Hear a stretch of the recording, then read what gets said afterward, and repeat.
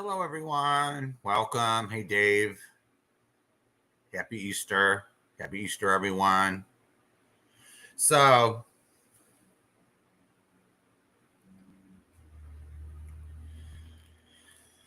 we're not going to be dragging bitches tonight, all right? We're going to be talking about a few things, all right? So, a few videos came up on my screen for the last few days, and I was like, whoa, okay. Quite informational, and educational. And so some people equate Easter with the Easter Bunny. Hey, Raleigh. The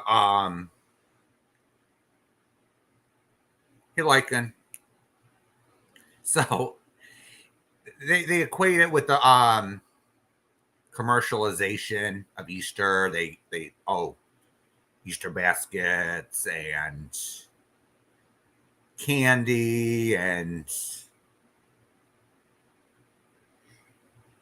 go take your kids to see the Easter Bunny, just to make some money. Hey, baby Jane, happy Easter. So this really isn't the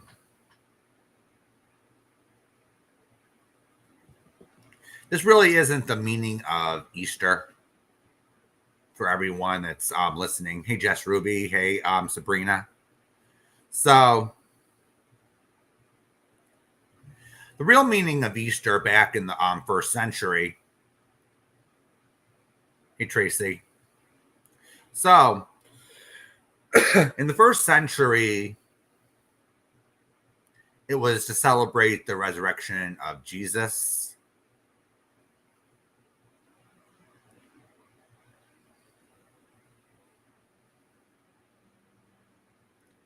I don't know, Lycan.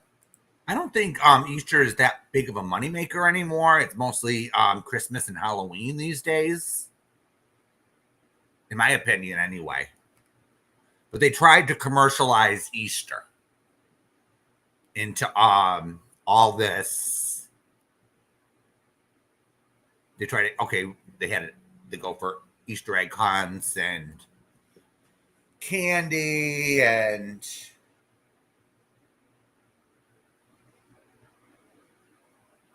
all this other stuff, but people and kids forget the real meaning, which is the resurrection story. And to be frank with everyone here, I don't buy. All right, Jamie. So to be quite frank, I don't buy the entire resurrection story as put forth in the four Gospels: Matthew, Mark, Luke, and John. All right. Now, people tend to forget or don't look up Christian history. All right. When they read their Bibles. All right. They don't tend to look up the history behind it. They don't research where a lot of these Old Testament stories actually came from. Absolutely, Sabrina. Same thing with Christmas, all right? Same thing with Christmas, all right? they used pagan holidays and traditions to get people to convert to Christian ways. So they chose Christmas on the feast of Jupiter.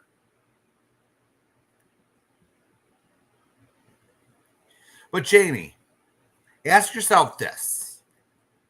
You're Jewish, right? Did the Jewish people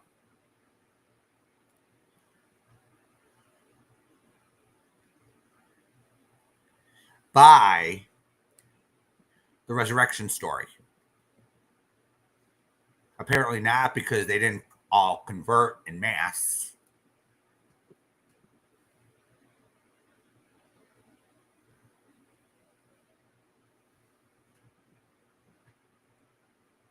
Did they? Yeah. So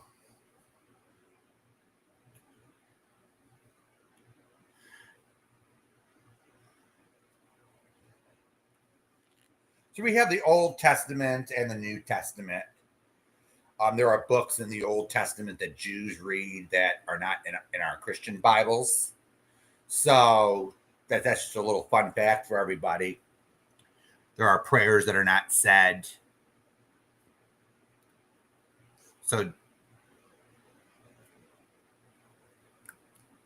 Jamie would know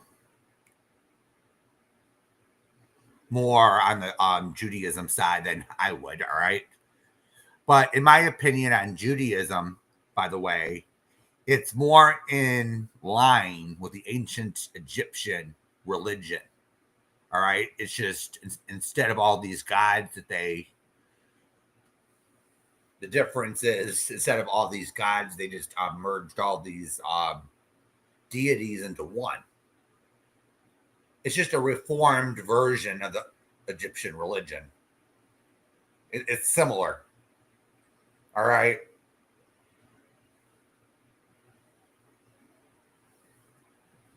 So, as I said on another live stream, some of these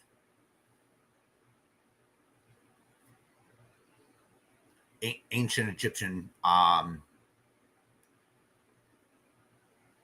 customs back in the day, such as circumcision and a bunch of other things, were carried over from Egypt, by the way. So,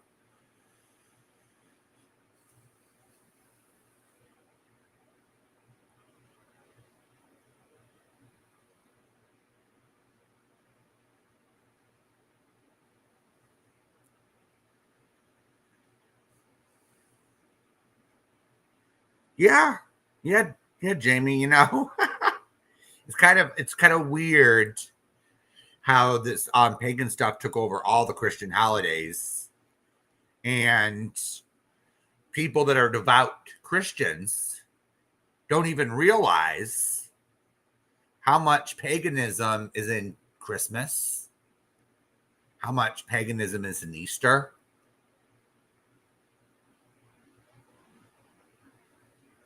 Because they're trying to make the transition from paganism to either Judaism or a Christian sect easier. So there's a theory out there. There are several theories on crucifixion itself, but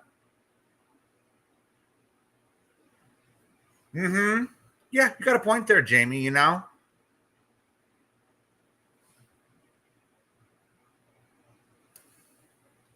it supposed to be Sarah turn the other cheek? It's kind of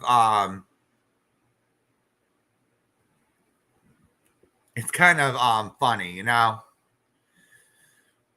So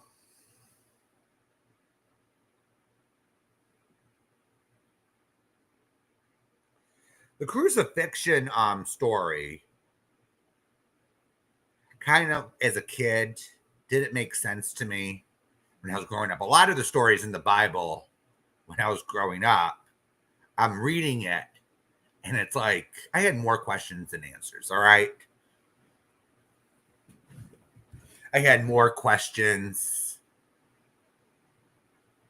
I found contradictions in some of the Old Testament stories. And the only answer I would get at Sunday school growing up as Catholic, was think of it as a fable, or something like that. And some people take some of these stories, as ridiculous as they sound, heart to heart.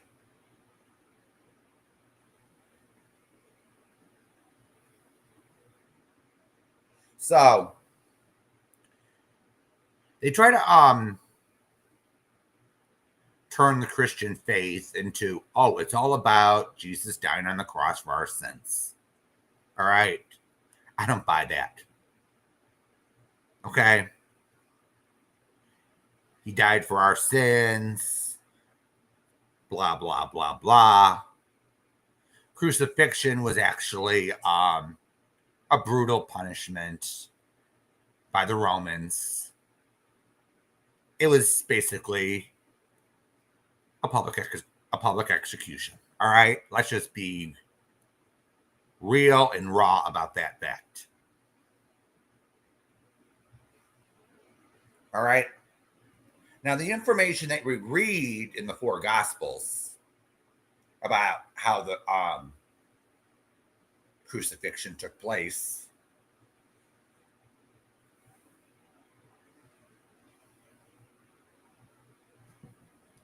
is kind of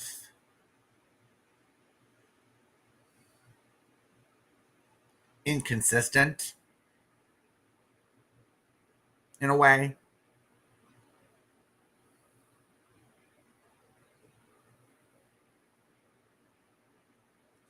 It's you have a lot of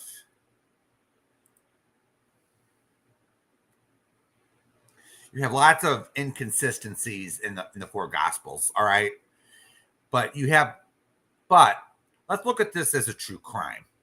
All right, you have 10, 12 eyewitnesses to an execution. So you're going to have 12 different stories or 12 different versions of that story. Doesn't mean anyone's lying. So, but each story is going to have something they remember differently or some different detail. Hey, Wendy, that they remember clearly, or another book that they wrote had something that they thought was, what do you call, important to talk about. So when you think of the four books that actually made it into the you're 100% right, Jamie. And I'm sick of the anti-Semitic remarks made towards Jews, especially during Easter time, that I hear.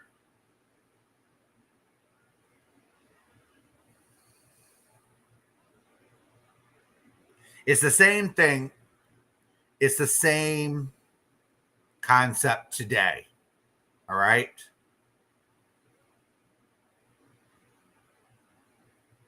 We don't blame just a few bad people and paint with the same paintbrush on an entire group. That's what happened during World War II. And look what happened. We had a campaign of organized hate. And it was disgusting. All right.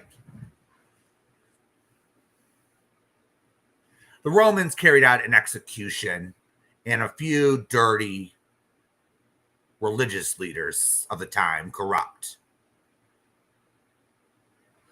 found Jesus as a threat to their authority. It's not the whole Jewish population's fault of what happened. All right.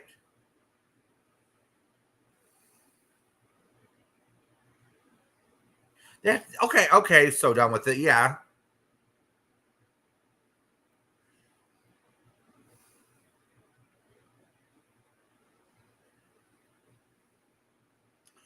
Yeah. So done with it. It's It definitely was a true crime. There was 6 trials and each broke Hebrew law, which in my opinion, what at the time was ridiculous. All right. Some of the crimes that were committed, and so done with it. I just have this very question. All right. So 6 crimes or 6 trials, right? It was against Jewish law at the time. It was against Jewish law at the time to walk into a synagogue and teach without being married.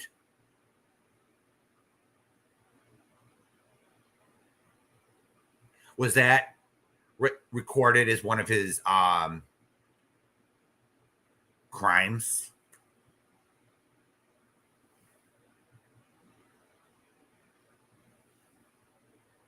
But some scholars argue on TV that Jesus broke all the rules. But there were some rules that couldn't be broken at the time. And I do believe that Jesus was married. It's more likely than not.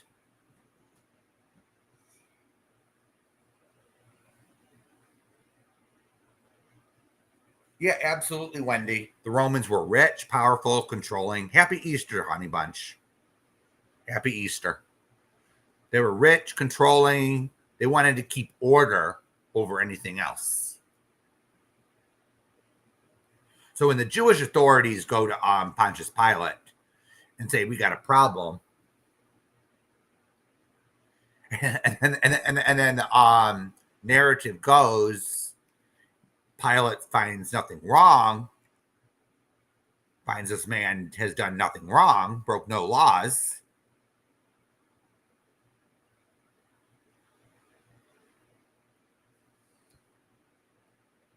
And then he ends up crucified anyway.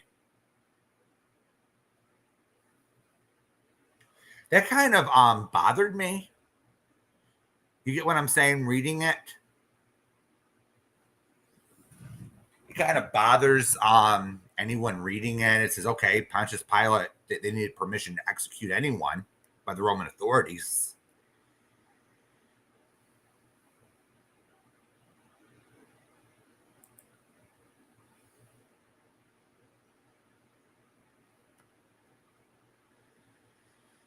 Yeah, Sabrina, he was radical. But here's the thing. Here's what I'm going to ask. Here's the question I'm asking. Was he too controversial for his time? Is what I'm asking.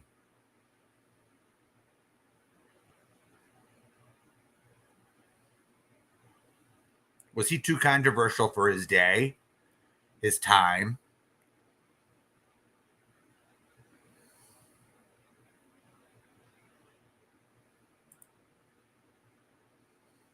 Yeah, he was so done with it. And I find that totally repugnant, totally disgusting. And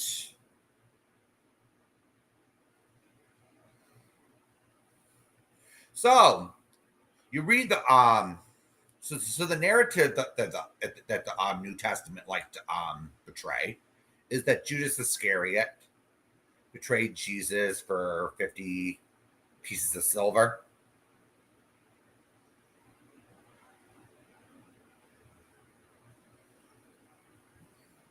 50 pieces of silver. All right. And then you had the narrative that he was put on the cross. Okay. But let's ask this question. All right. Were there any heart monitors on people in the first century? They didn't even have those. They didn't have machines that you plugged into the wall.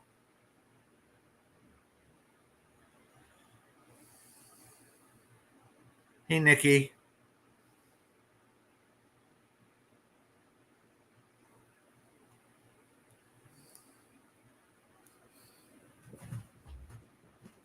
So I actually got some candy today. I got some gummy bears and I got a chocolate bunny, some potato chips, my little basket. So I'm good.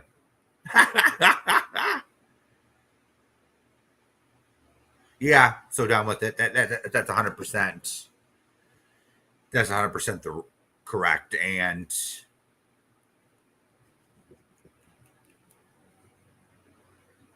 it's getting. But here's the problem I have. All right, there was no heart monitors in today and executions done by death row inmates. They put a heart monitor on the condemned to make sure their heart stops. They didn't have that back in the first century, did they? So how can we be sure that Jesus actually died on the cross? All right. From what we're reading in the literature, he was put on the cross.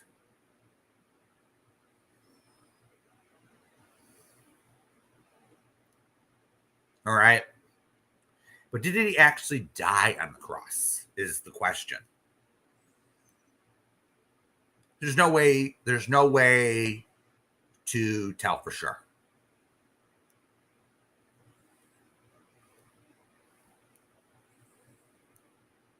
All right. And does that really matter? So he was put on the cross. He was probably injured. It could have been a botched execution for all I know. It could have been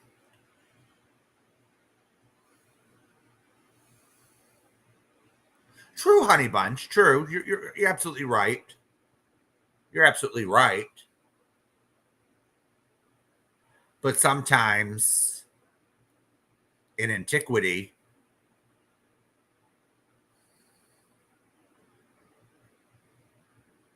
they made mistakes.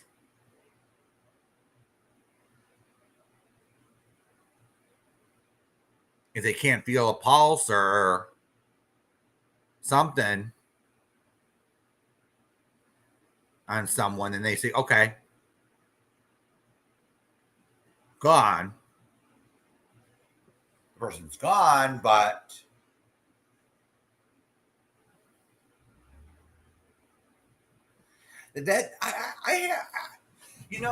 Jamie, I think that the whole Old Testament is Missy K. I think it's entirely exaggerated. I viewed Jesus as a prophet. I don't believe he was immortal, as one would say. So but yeah, you're absolutely right. There were stories that were told back then in the 1800s where they actually made mistakes.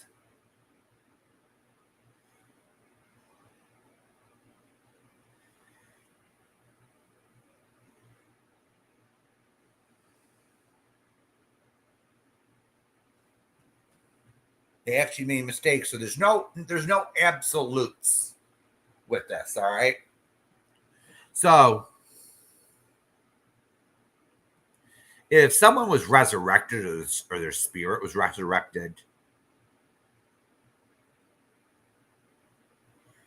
yeah, Mr. K, you could disagree with me all you like. It's just, I'm just saying, Missy K, that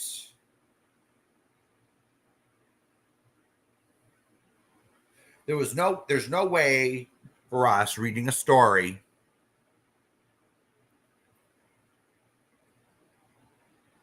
okay and say, okay,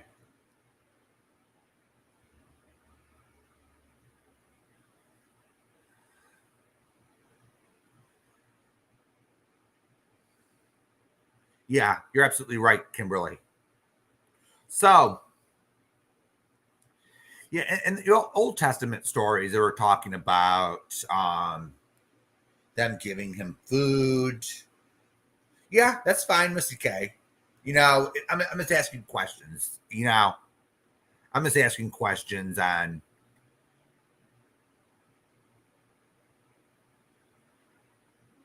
I'm just asking a few questions because Missy K. The issue is that they make the Christian faith all about him rising from the dead, dying for our sins. Is that the most important thing, or is him as a teacher more important?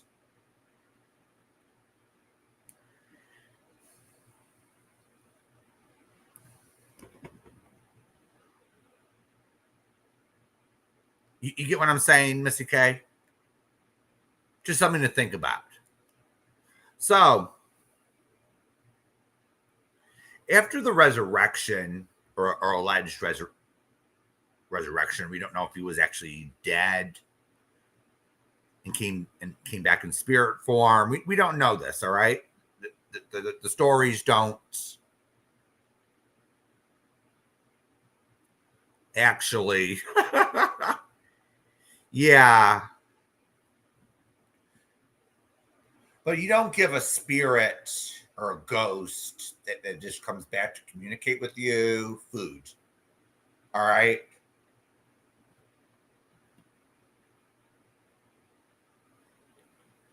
So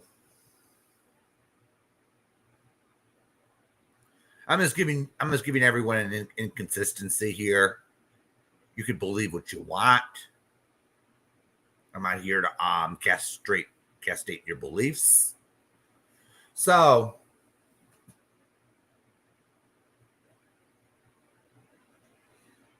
during the first century, there were nobody agreed on anything.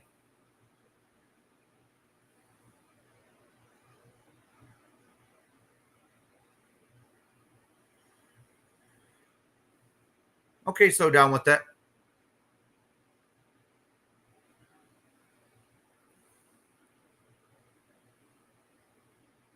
Okay, I'm not going to argue with anyone. It's everyone has their opinion on this issue, and it's controversial. And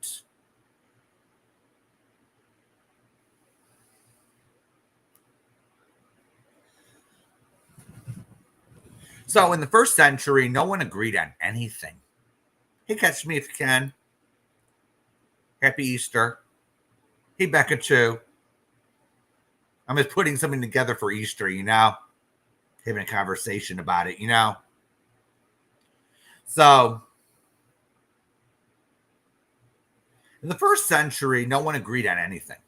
Second century, third century, fourth, fifth, sixth. Nobody agreed on anything. All right. So, we had people like Irenaeus and Justin Martyr doing commentary around 150 AD, disagreeing with these other groups, these other Christian groups, mostly Gnostic Christian groups that didn't believe in, they just had a different point of view on everything. Hey, Rachel.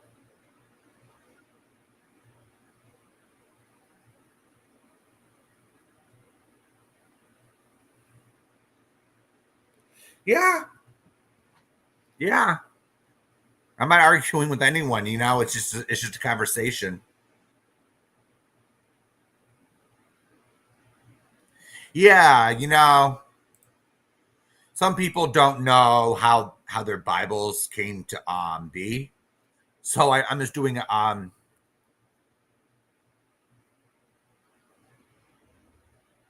but ask yourself this, catch me if you can. All right, just ask yourself this. So, hypothetically speaking, if Jesus's execution was botched, hypothetically speaking,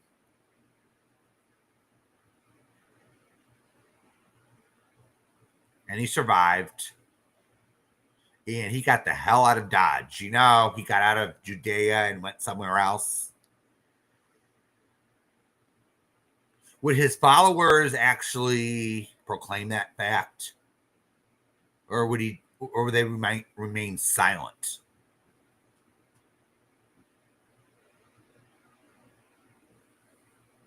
You get what I'm saying?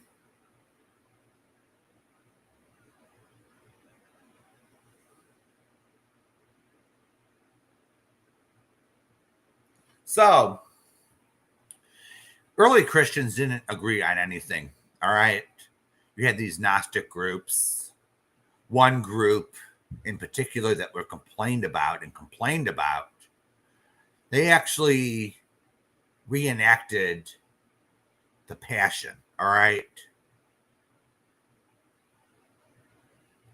And it was actually a lot of these other groups, they thought of them as the most heretical. All right. I think they're called the Carpocratians or something like that. So what they would do is they didn't believe in a virgin birth. All right. They didn't believe Mary the mother was a virgin. They took the word virgin to mean a young lady. All right. There's the word virgin has two different meanings to it. So they took the other way. Most of these Gnostic groups, they didn't believe in a virgin birth. They didn't believe that Jesus was an immortal being. They just thought of him as a prophet. So there were different philosophies within the early church. All right. So there were probably about 7 different groups, 7 churches. All right. Each had their own doctrine. Some followed Thomas. Thomas was mostly in India. So, according to research, some followed Thomas, some followed Philip, some followed Mary Magdalene. All right. And the women in the early church. It wasn't just it just wasn't easy. There wasn't just one doctrine. All right. So you had like a church in Northern Africa. You had a church in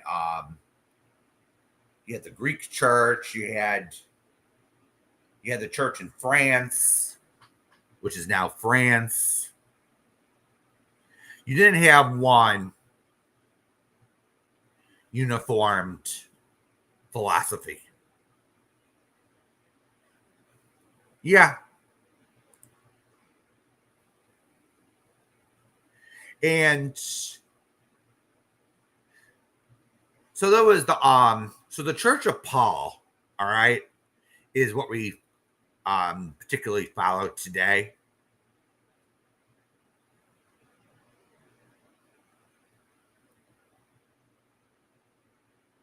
So the Church of Paul was the church that survived. So there were there was a group called the Jewish Christians. There was the Church of Paul.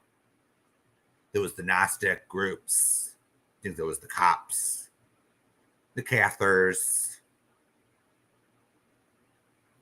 Some of these Gnostic groups actually survived until the 1300s. All right, they're actually in the history books. So if you read the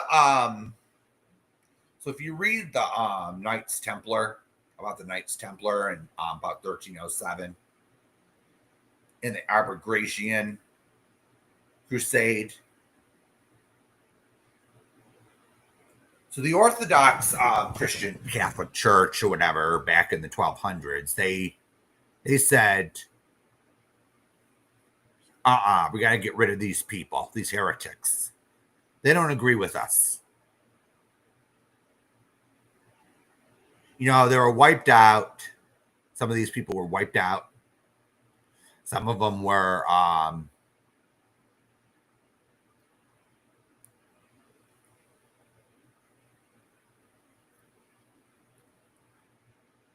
some of them were forced to convert. There was no Wendy. The Shroud of Turin was proved to be a fake. All right, I'm sorry to. That was a medieval piece of art.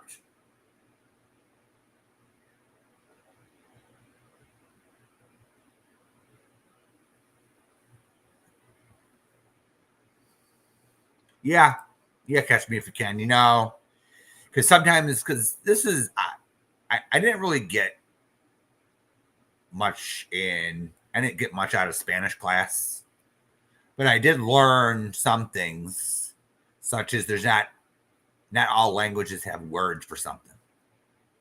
All right, so they use the next closest word to it, and things get lost in translation. All right. Like in Spanish, they don't have a word for like. Okay, so they use the next closest verb, which is to be pleasing.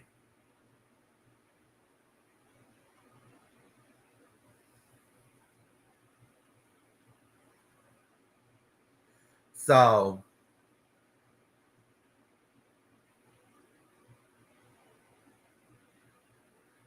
well, that's what I saw so done with it. The Shroud of Turin. It was proven to be a medieval piece artwork. It's just some, even if it is a fake, it's a symbolic piece of art. So just think of it as that. All right. If it's not real, then think of it as a symbolic piece. All right. I don't believe that all these relics are real. All right. Just a few, maybe. All right.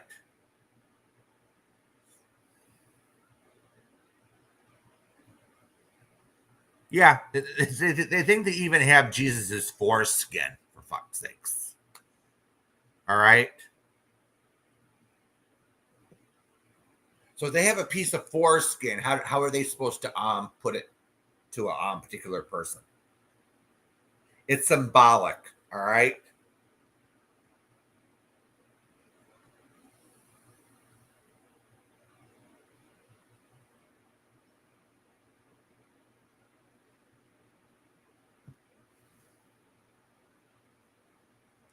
No, I haven't.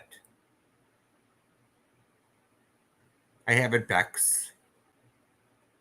So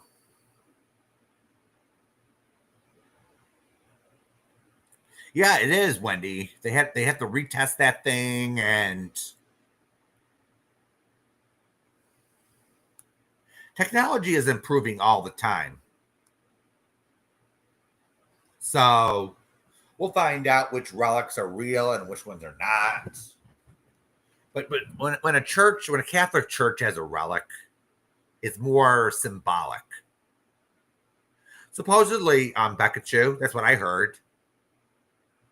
What the Catholic Church has Jesus's foreskin. That's what I'm hearing. It is, even if it is, if it's real or it's not, Wendy, it is a great piece of art. I will admit that.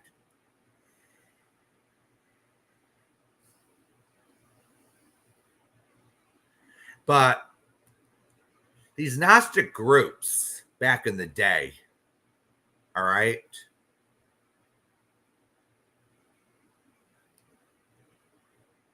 some of their writings were found in the 40s in non-commodity Egypt. All right. And it paints a completely different, it paints a slightly different picture of Jesus than was traditionally told. So back in 350, about 350 AD, Constantine made the Christian faith the state religion, and ordered the Council of Nicaea to try to unify everyone, but that didn't really work. So the Roman Empire was basically divided into regions. Okay, this region's Gnostic, this region's Orthodox. Mostly Eastern Rome was Orthodox, what we practice today, and then usually the Western provinces were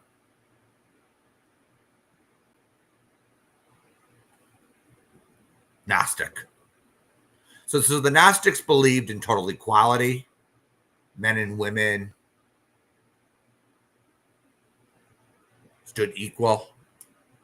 So that was very controversial in the ancient world.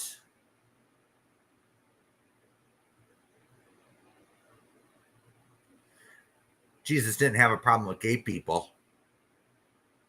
According to some of these articles, that some of these writings that are coming out from the Gnostics or whatever, some of these Gnostic writings, and really, it's pretty interesting read.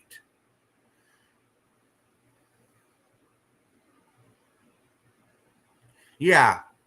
And do you know something, Kimberly? You're absolutely right. Do you know what the main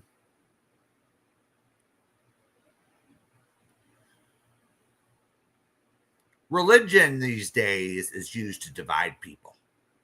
This is why I usually don't talk about it. Because guess what?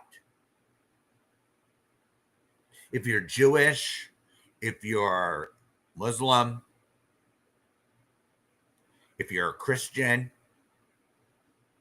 it divides people. All right?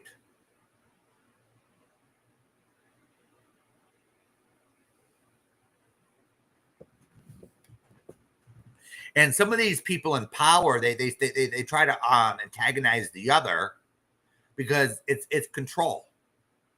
They try to use religion as control over the masses. They've done it since Rome was founded. And even before Rome was founded, they used religion to control the masses. All right? It doesn't mean you have to be anti-Semitic and discriminatory. It just means that you think for yourselves. All right? You don't have to sit there and believe everything you read.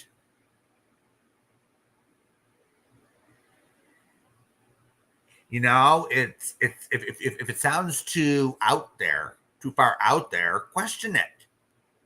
All right?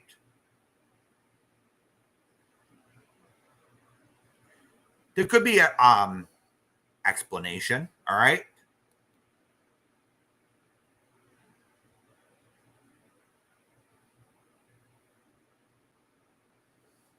And I read a book, Bex. I read a book, all right, by someone. All right, her view on Abraham back in the day. And she said she's like an astral traveler. And she said that Abraham wasn't who we think he is. All right. In today's terms, he would be considered a folk hero to some. And by the authorities, he'd be considered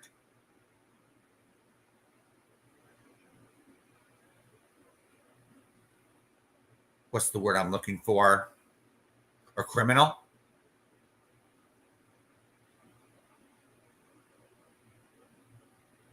So Abraham was like, according to her, was this controversial person who fought against the government, fought against the control when things were falling apart. So Abraham existed more than 13,000 years ago. Supposedly, so before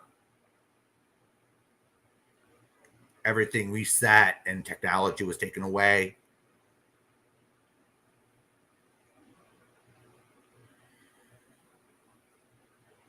So there's a lot more that we have to learn. Now,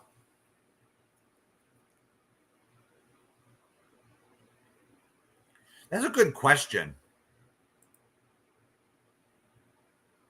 That's a good question, Wendy. You know, wouldn't it rot by now? Dry up and rot? It's been over 2,000 years since Jesus lived and died.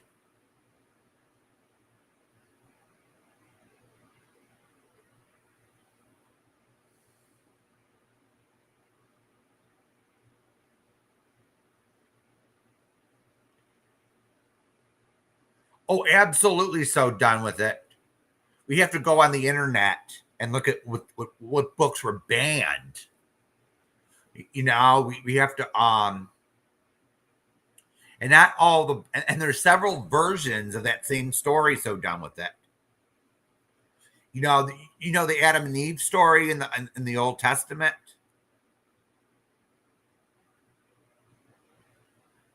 That Adam and Eve, that story, some of these Old Testament stories go all the way to Mesopotamia. That's where they originated. So these Old Testament stories originate there.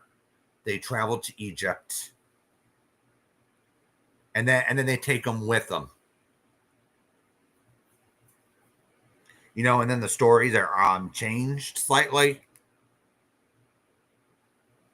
rewritten down, and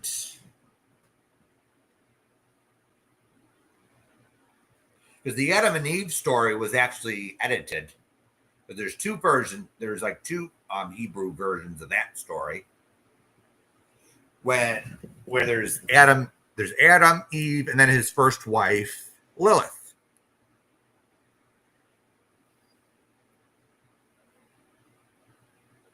Yeah, and I'm one of them, Wendy. I'm one of them. I don't attend church unless it's at a funeral. So, yeah, I read a lot of those books that were banned. You get what I'm saying? For a different perspective on things. And still things are being found. So,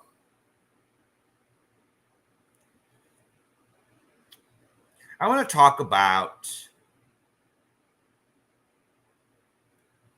something that isn't really talked about, which is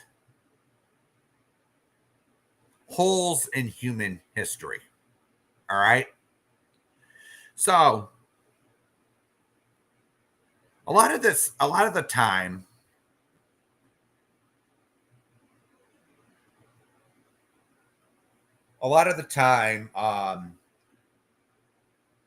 researchers compare stories that are told to the historical record.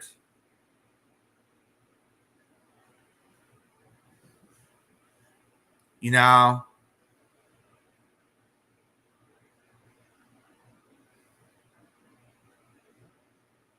And of course,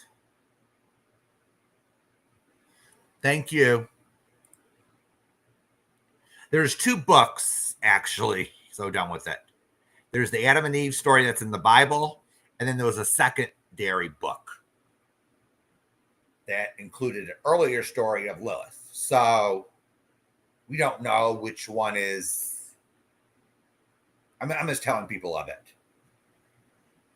So a lot of these Christian scholars, all right, they try to look at the historical record. They try to compare things, all right, but it's getting to the point where some periods in history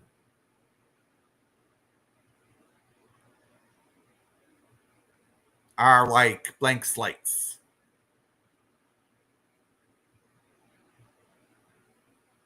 You know, there's like nothing. There's not much. All people can go by is the archaeology. They take up a settlement and they try to take educated guesses on what this was, what it was used for. There's no written record of it. Because sometimes in some places of history, there's very few.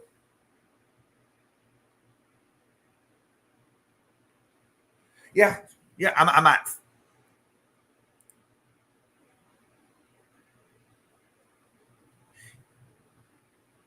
I said there was two versions, Sabrina. I didn't know where the Lilith part came from. So yeah, and I told and the Adam and Eve story actually came from the Epic of Gilgamesh. So that wouldn't be too far off.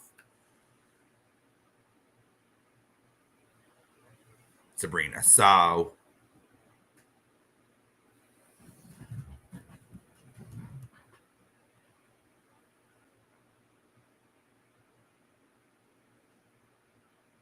So they had a video.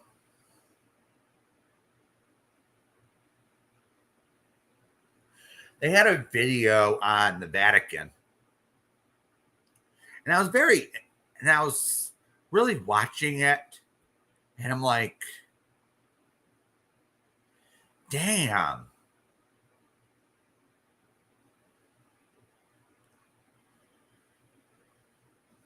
Mm-hmm. I've done my research over the years, Sabrina.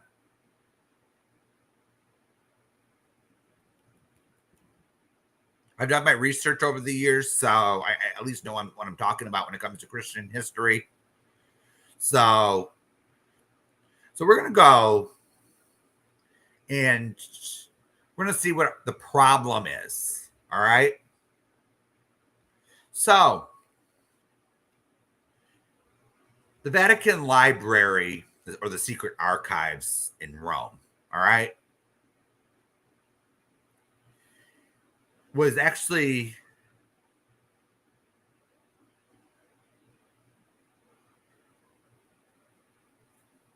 yeah, I agree with you, Jamie. You know, I agree with you 100%. If this is how I view it, if God intended you to come out circumcised, he would do it. That's just how I view it.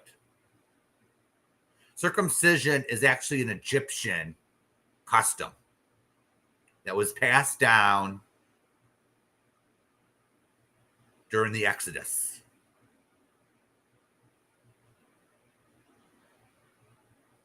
If you don't believe me,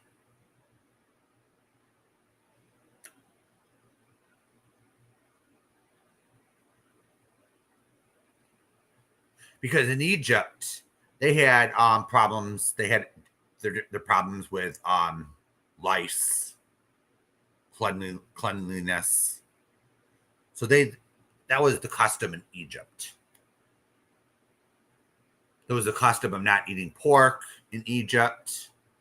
There were several different things that the Egyptians knew and became Jewish law. So, and let me just point out historically that Moses grew up in the house of the Pharaoh. So he would have knowledge of Egyptian culture too, wouldn't he?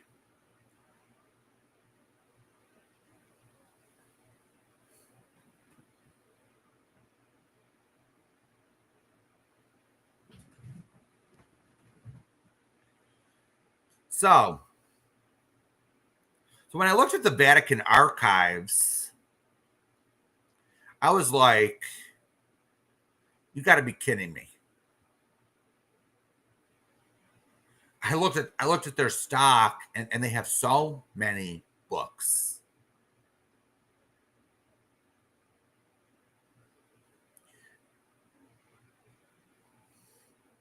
Yeah, that's the story we get so down with it. But it was also, but we don't know exactly where Abraham was from either.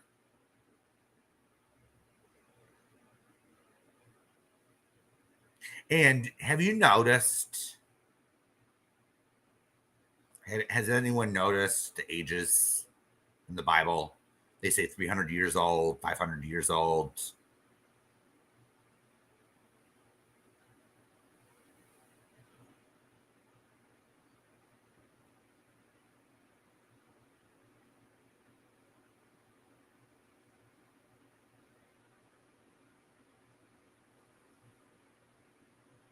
Yeah, it doesn't mean you have to agree with the Jewish custom. So down with it. Jamie's Jewish and he don't agree with his own custom. So I don't agree with it either, but it is what it is. It's a Jewish custom and it's an Egyptian custom from antiquity.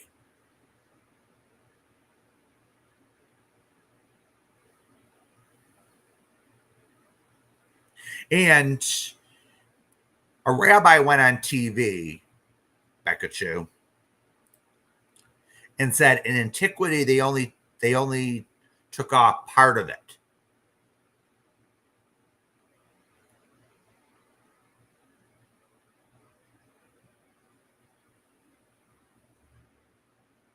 They only took off part of it. The tip. So ancient Jews in antiquity weren't totally circumcised. So the custom of totally circumcising someone is more modern. That's according to a rabbi.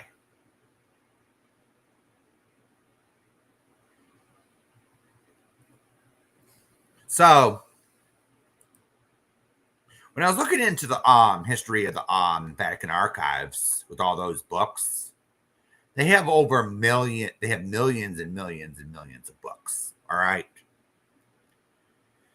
and I was hearing these so-called conspiracy theories, and I was like, you got to be kidding me.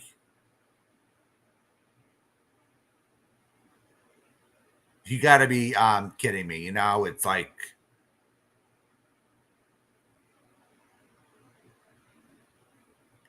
wow. You got tens of millions of books in the Vatican archive, and you got a 35,000 book index or library catalog.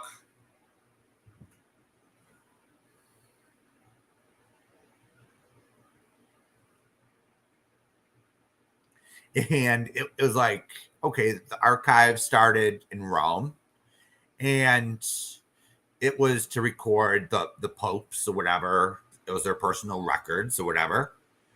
But it also said in the books, which totally took me back, was it said this, all right? It said that it started in the third, fourth century. They had little archive locations. And I'm like, okay. So over 2,000 years, they collect thousands and thousands and thousands of books, a lot of historical sketches or historical accounts.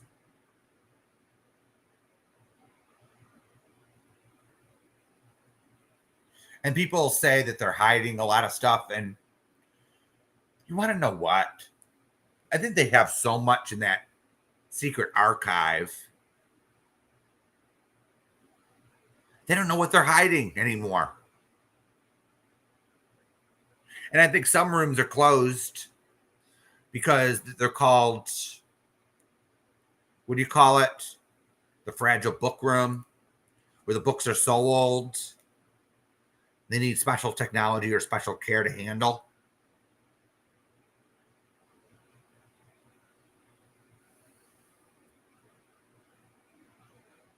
Yeah, some of these stories that you read, there might be different meanings to them. You know, it's like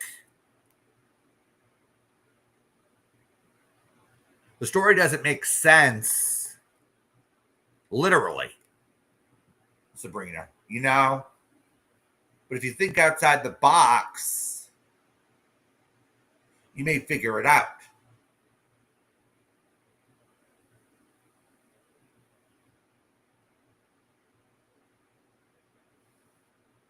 So the Vatican Library has like all these millions of books, and I said, wait a minute. So then I looked at the Vatican Museum. All right. And I noticed that they have all these Egyptian and Greek artifacts dating back to the BC period, the BCE period. And it was like, okay.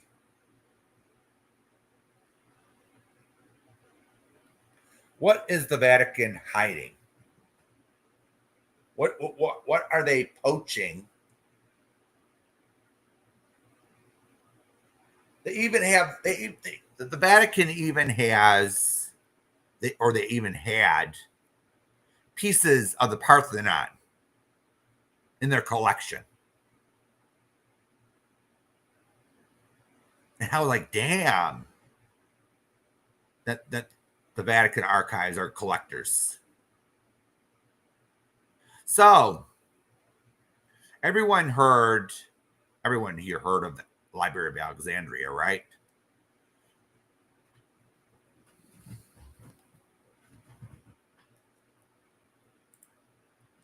So the Library of Alexandria, according to this little historical record we have of Egypt, was founded during the Ptolemy dynasty and was one of the first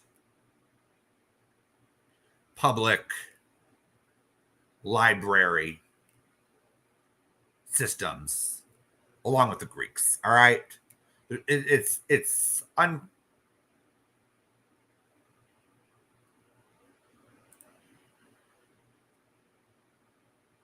yeah.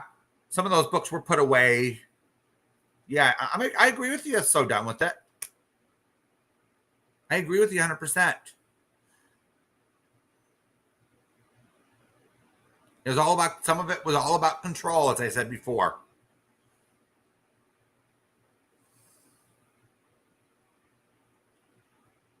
They didn't want women to be equal.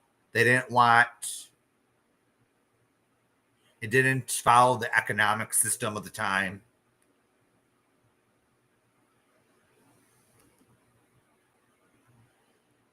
It didn't follow the time. So some of the things that Jesus talked about in the banned books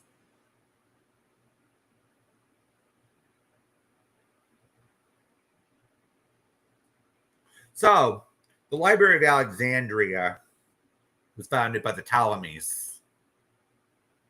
All right, and it was like one of the most renowned libraries in the ancient world. I'm sure there was one in Athens or Greece or whatever. And as of the third century, it disappeared from the historical record. They think it was burned. It burned a few times in its history, and there was an invasion of Egypt during the third century, where there was infighting. So they think that the library ceased to exist at that time. But it was recorded at that. It was recorded by some of the local historians that the Library of Alexandria made copies, more than one copy of some of the material there. All right, it was a reference library. It wasn't one of those libraries today where you can just get a library card and just borrow a book. It wasn't like that. It was more of a reference library. You go in, you could read. You could probably take in a notebook, what we call a notebook today, and you leave. But sometimes you could pay for a copy made for a small fee, something like that. So,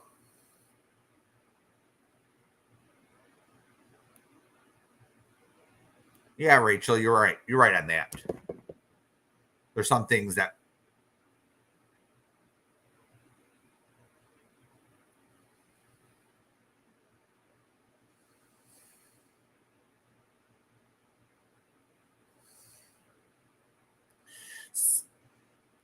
yes, I did. Yes, I have. Catch me if you can. I have studied the pyramids. They're actually what they actually are. Let me just explain what they are. All right. So the Great Pyramid, the Giza complex, is about 13,000 years old. All right. And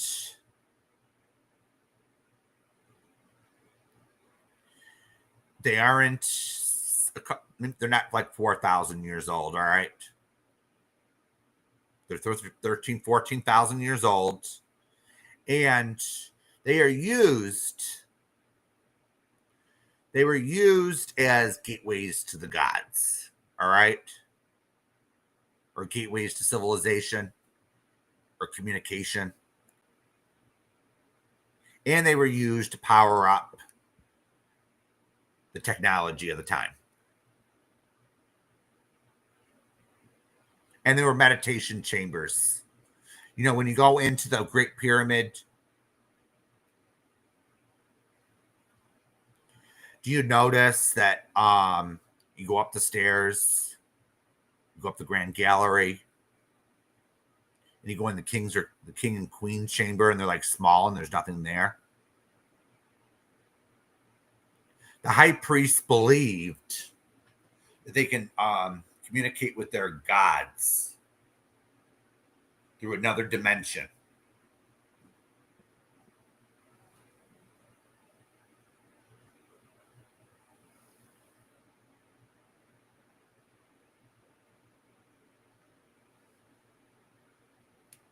So, and then so speaking of the Library of Alexandria, there actually was a library underneath Giza, as of Edgar Casey's Hall of Records.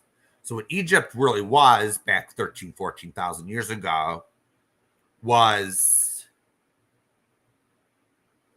a colony of Atlantis. All right. So before the big tragedy, a few people actually left.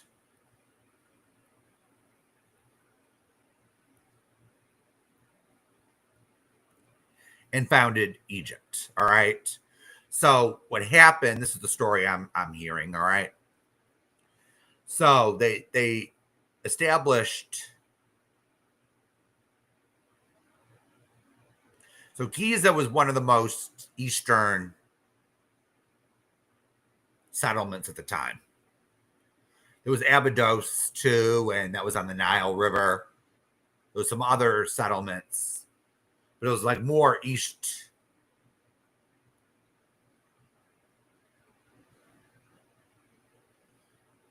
And what the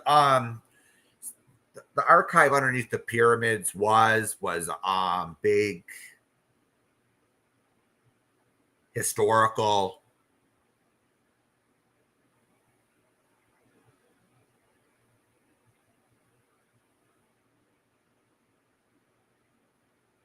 It was a big historical thing, and then they made copies and sent a lot of those collections, copies of them to Alexandria to start the library. And then they went to foreign sources such as the Greek libraries and passing ships. So remember when Rome took over Egypt? There were accounts in the book, in the history, that they took a lot of loot back to Rome. So it wouldn't be too far-fetched that they looted the Library of Alexandria out of some of its collections and took it back to Rome. And the Vatican Library's website says they had a location inside the heart of Rome, which used to be one of the palaces of the emperor. There was like two places in Rome, which the Catholic Church now owns, which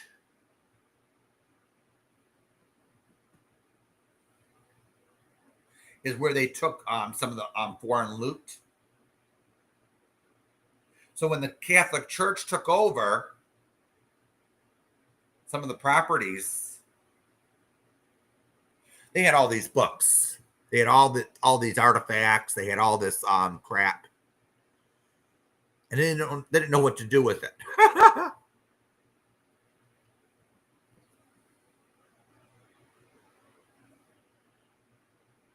Yeah, sometimes you have to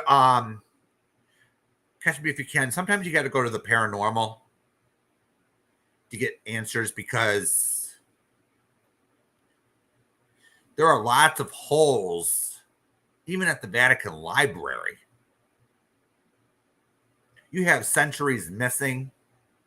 You have, and guess what? The only history we're getting out of Egypt is what's written in the tombs of the pharaohs. That's all we're getting, basically, and what's written on the obelisks, or if there's any hyperglyphs on the any pyramid or structure, because the high priests wanted to get these pharaohs into the afterlife. So what did they do? They wrote their accomplishments on the walls, saying they had a good life, they tried, they did their best. They're trying to convince their gods, so to speak, to let them into the afterlife, so to speak. You get what I'm saying? Catch me if you can. So this is so when Egyptologists open these tombs, this is where we're getting our Egyptian history from. It wasn't it. Those walls weren't meant to be opened in these tombs. They're designed to be sealed.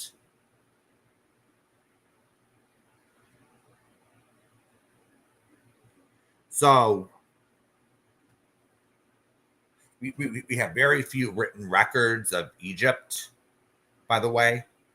That's our source of the information.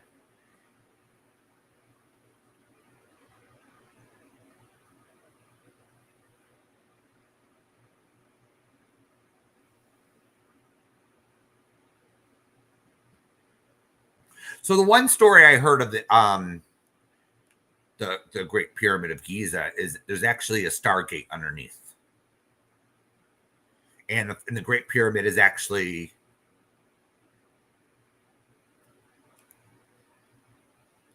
it generates some type of power, but it's also used as like meditation chamber.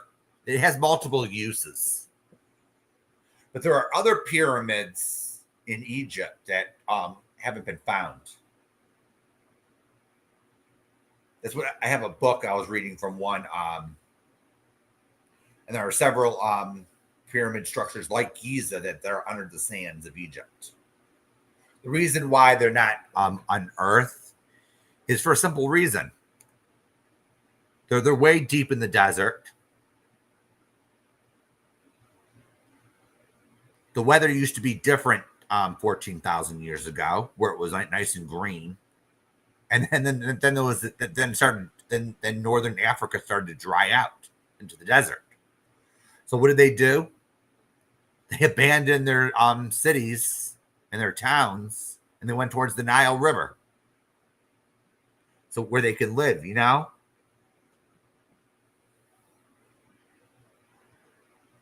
Yeah, there were a few settlements already on the Nile and the Red Sea, but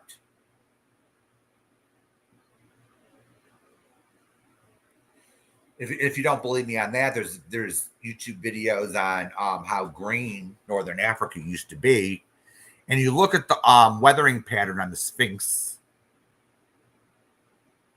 and the Sphinx was built when Africa was green, when the Sahara was nice and green, and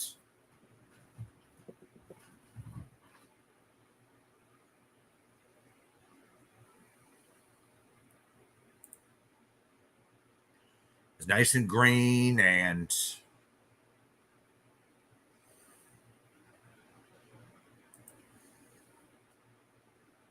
so Edgar Casey did his readings long ago, and he says that we're going to find some kind of hall of records underneath Giza.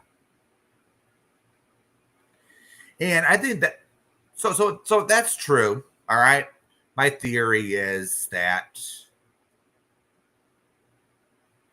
some of the books or whatever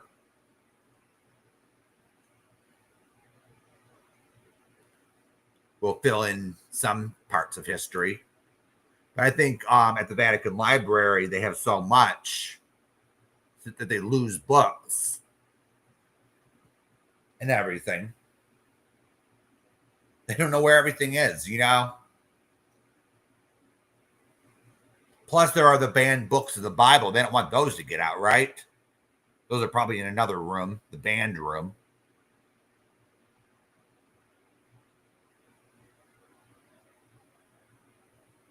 Probably a few people are allowed in there, but so the Vatican Library noticed or realizes that there's a problem. So they got this new digitalization program. Does anyone in chat think that the Vatican's going to digitize everything they have?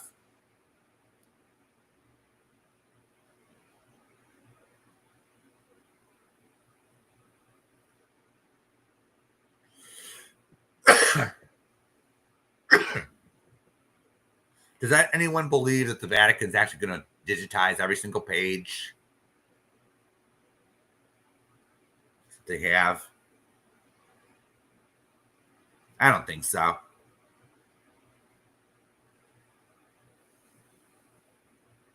I think they just got too much.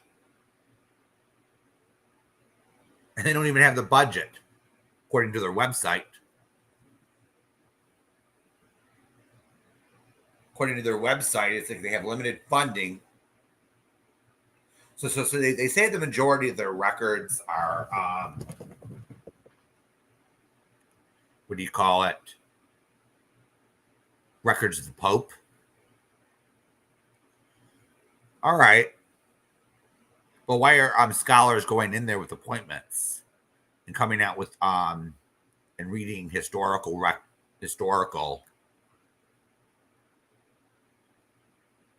Yeah, they have historical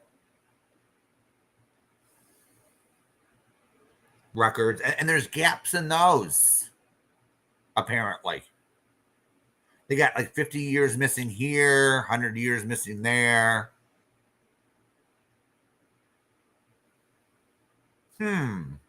Interesting, isn't it? What you learn.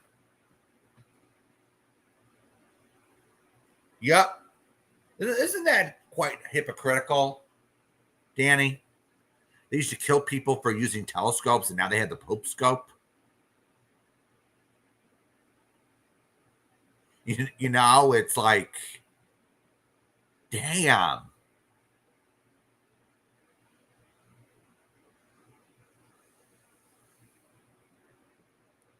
It's like, damn it.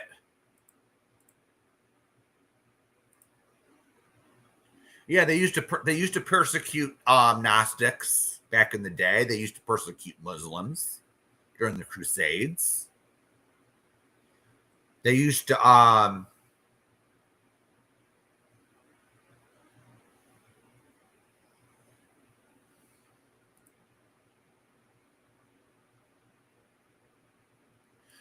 do a lot of shit. The Catholic Church. They used to do a lot of shady shit.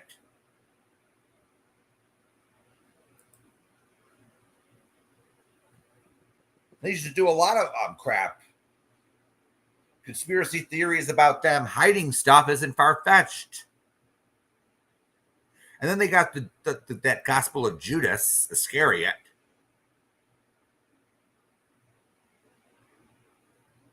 That tells a completely different story.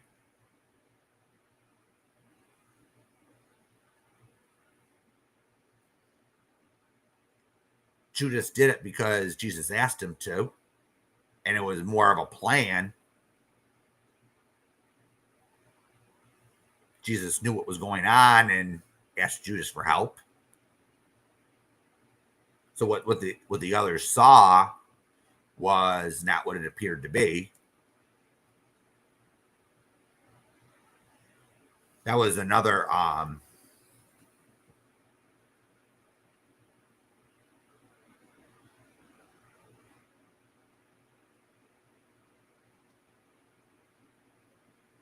yeah, I'm sure some items in that Library of Alexandria were shipped to Rome, but I don't think everything.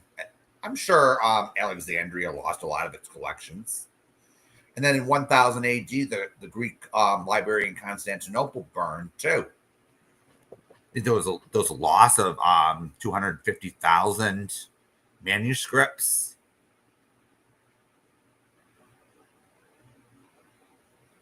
So you got to understand the losses over time. Maybe some of these cultures just say, okay, we need copies and put them in another location. And when there's an outside source or outside force that wants to destroy or wipe out history, they can't find it until the time is right, you know? That's just my theory, you know?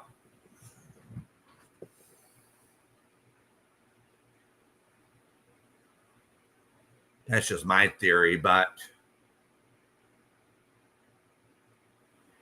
it's just getting to the point where it's like I'm watching, okay, conspiracy theory. Everything's a conspiracy. I think part of the problem. Yeah, you're absolutely right. You're absolutely right on that. Our third dimensional reality is not all roses, but that's what we're dealing with. Yeah, we're supposed to be ascending to the fourth and the fifth, but it's a slow ride.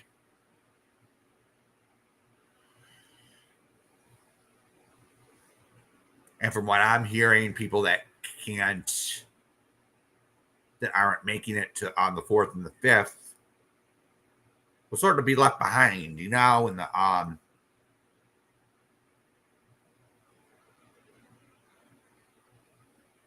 what I'm hearing is basically if you can't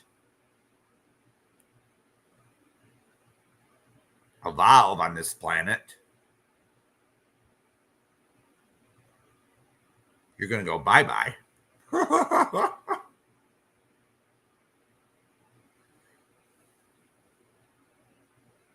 Yeah, we are, Kimberly. You know, it's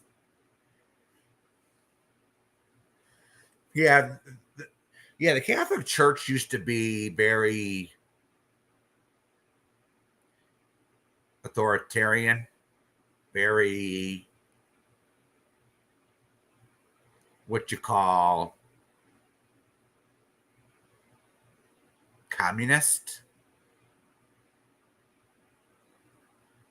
It was like, okay, we have one point of view, and that was it.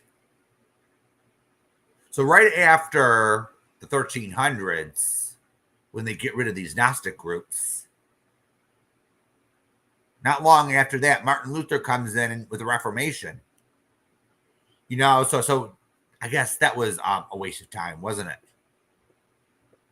For the church, anyway. It was still, and then it broke into two churches.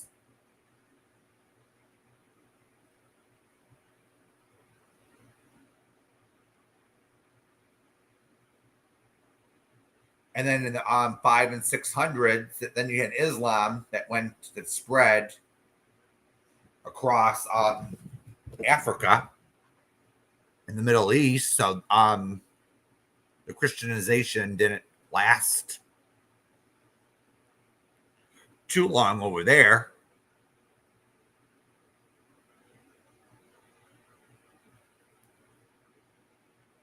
So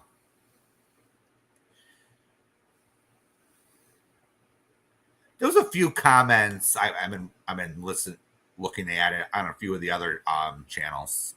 All right, and this is pretty shitty in a way.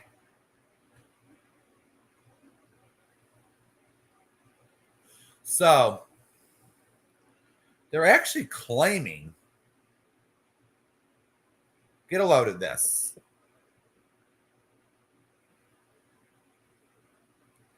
They sit there crying and crying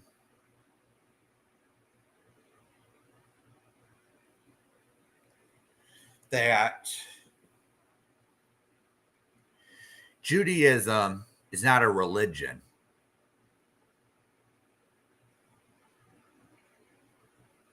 It's an ethnicity. Are you kidding me? So they're trying to make this point of view where, so they're saying Judaism is just not a religion. It's like, it's the same as being black or something. Or being Native American.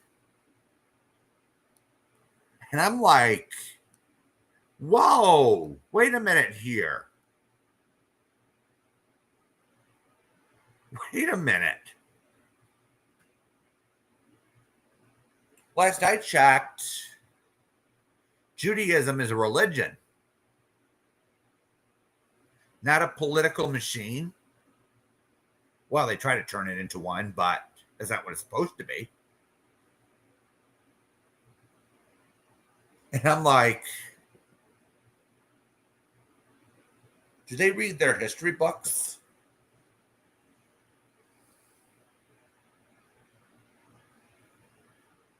Damn. So supposedly the narrative in the first or second century when the Jews were kicked out of Judea by the Romans, most of them settled in Eastern Europe. Some went to Western Europe, but okay. And at that time, most of the people most of the surrounding people at that time were pagans. All right. Honest truth. All right. Most of the people were pagans. The Christianization of Europe and North Africa at that time was not done overnight. They think after the resurrection that everyone converted and that's the end of it. That's not true. It took centuries and centuries.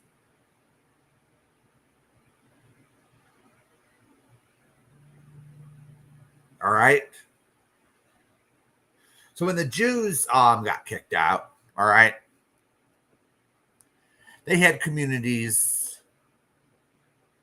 of some Christian communities, some pagan communities, and some were Jewish. All right. It wasn't if you look up Scandinavia, you'll see that they weren't Christianized until the 1500s. All right. It didn't happen overnight. So what these people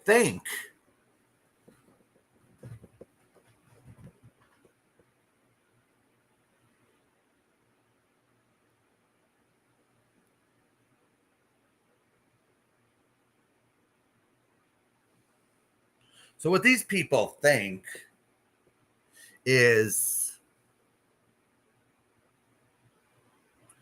oh,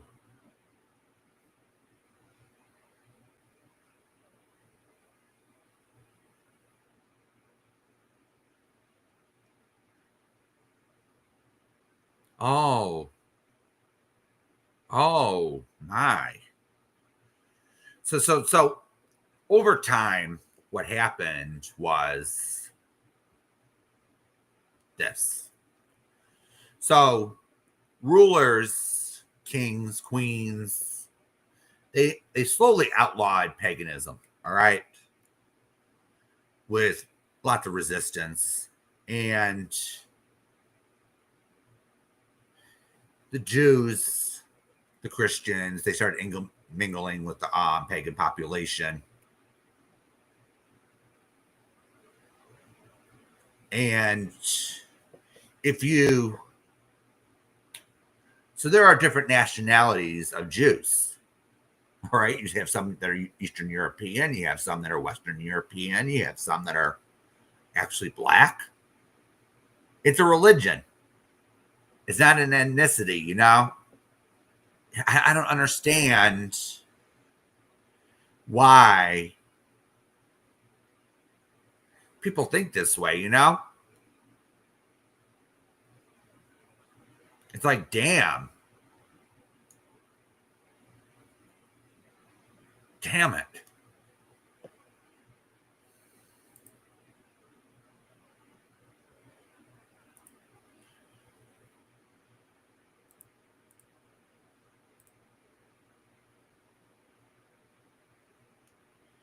So,